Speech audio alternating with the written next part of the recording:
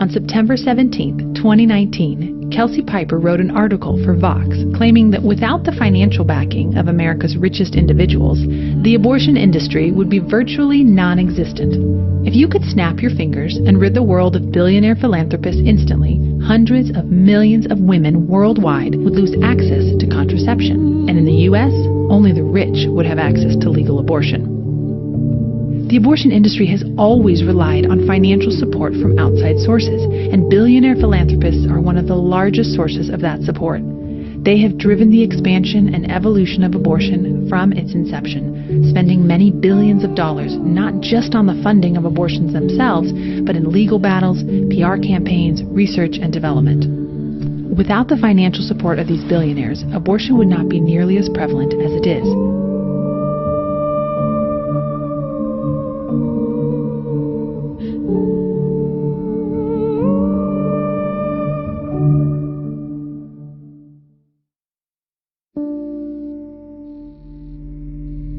The top backers are the foundations of Bill Gates, Warren Buffett, William Hewlett, and David Packard.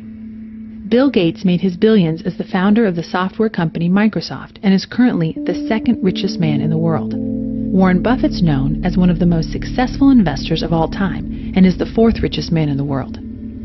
Bill Hewlett and David Packard were the founders of the IT company Hewlett-Packard, or HP.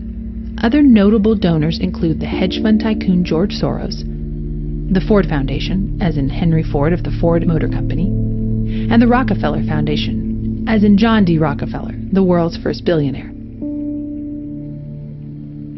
The Gates Foundation tends to focus its funding abroad and is the largest single contributor to private so-called reproductive healthcare funding globally, giving roughly $4.6 billion. It has also spent about $278 million in this category in the United States.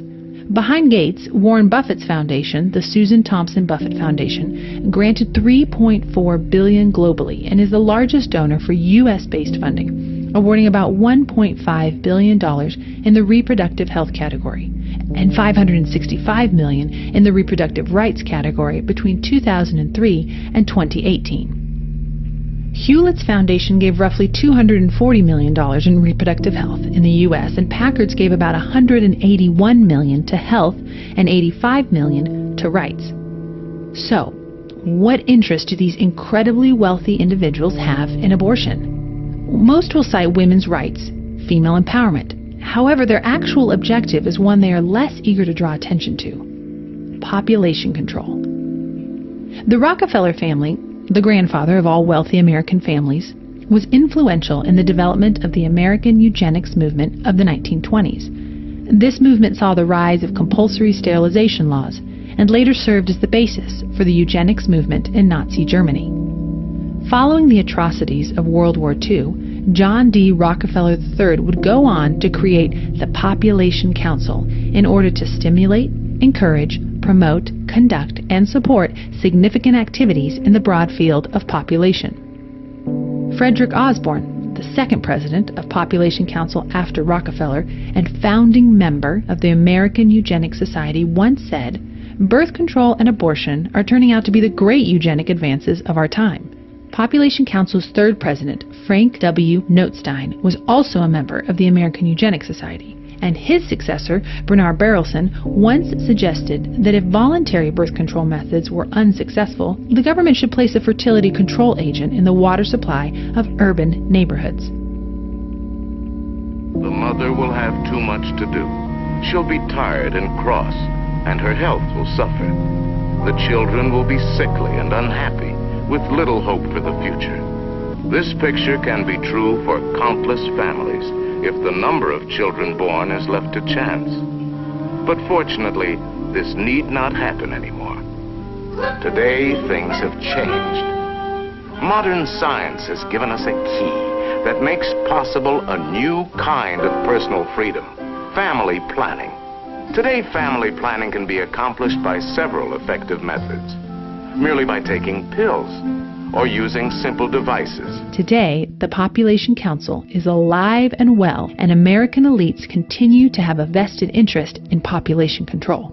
The Population Council itself has received funding from the Gates Foundation, the David and Lucille Packard Foundation, George Soros' Open Society Foundation, the Rockefeller Foundation, and the Ford Foundation.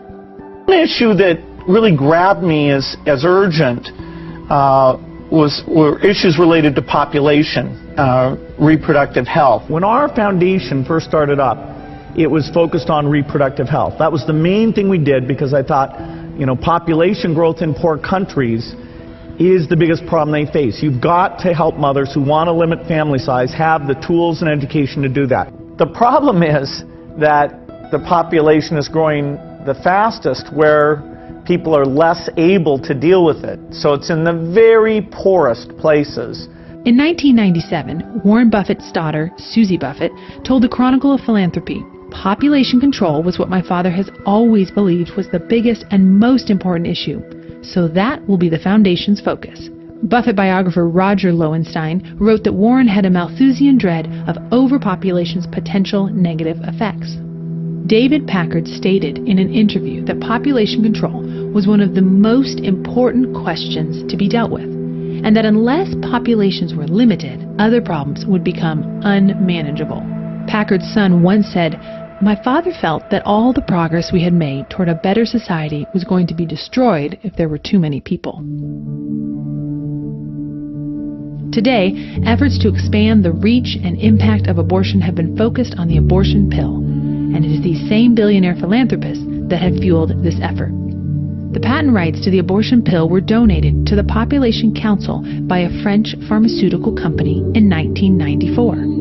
The council subsequently formed the pharmaceutical company Danco Laboratories to manufacture and market the pill in the United States.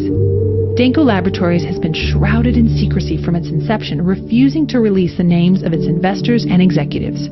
Furthermore, it has been shielded by the FDA, who in an unprecedented maneuver concealed the name and location of the manufacturer of the pill, as well as the names of the experts who reviewed the pill.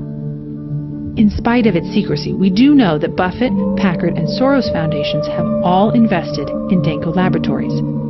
Genuity Health Project, which sponsored U.S. abortion pill clinical trials, is also funded by Gates, Packard, Hewlett, the Rockefeller Foundation, Population Council, and other anonymous donors. Additionally, the family planning organization called DKT International, which distributes the abortion pill internationally, is funded, once again, by Gates, Buffett, Packard, and Hewlett. Near the end of her article, Kelsey Piper from Vox poses this question: do philanthropists care about women's health care for the sake of those women, or just as a form of population control?